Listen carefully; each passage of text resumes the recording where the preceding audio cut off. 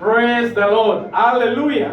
Amen. Hallelujah. Amen. Yes, merci d'avoir donné cet amen bien. Écoutez, bien aimé, c'est votre serviteur, le pasteur Hervé Tarab. Je viens avec un message au travers de cette vidéo. Le message est le thème de ce mois. Le thème de ce mois, nous sommes en train de développer un thème que le Seigneur nous a donné au courant de ce mois, le merveille des actions de grâce. Alléluia.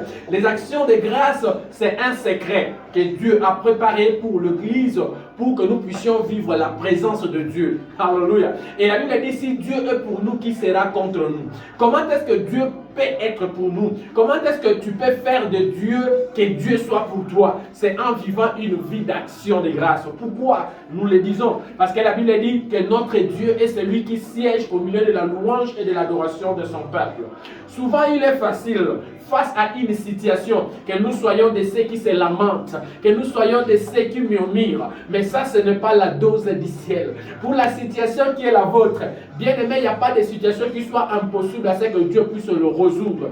Ma Bible me dit que tout est possible à celui qui croit. Que notre Dieu est capable de donner solution à n'importe quelle situation que tu es en train de traverser. Mais tu dois faire à ce que tu puisses attirer la faveur de Dieu. Souvent, nous sommes de ces bien-aimés qui se lamentent, qui pleurent, qui cherchent à attirer la compassion des gens. Vous ne savez pas ma situation, vous ne savez pas mon problème. Oui, c'est bien beau. Les gens peuvent venir te consoler. Mais je viens te dire que la consolation de Dieu est plus que la consolation des humains.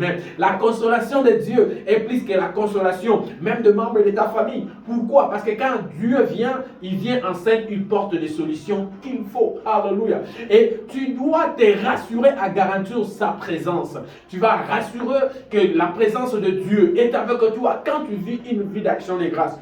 La Bible nous dit dans le livre de 1 Thessaloniciens chapitre 5 au verset 18.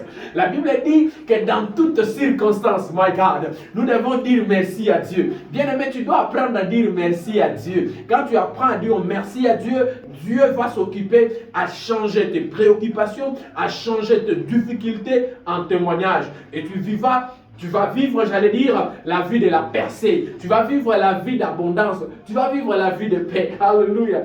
Il est facile de s'inquiéter, de se lamenter face à une situation. Mais ça, ce n'est pas la voie de Dieu. Écoutez, j'aimerais dire à quelqu'un que les inquiétudes, les lamentations attirent le diable. Mais la vie de la louange, la vie d'action de grâce attire la faveur divine. Le choix est le vôtre.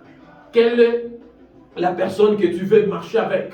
Le diable continue à vivre la vie, oh, n'est-ce pas, des inquiétudes. Les seigneurs des seigneurs continuent à vivre la vie des actions de grâce. Alléluia. Parce que la Bible dit que ne vous inquiétez de rien, mais dans chaque circonstance, faites connaître vos besoins à Dieu. Par de prières, de supplications et des actions de grâce.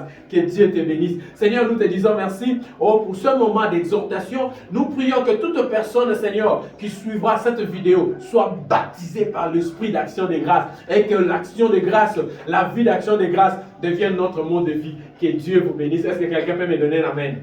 Amen.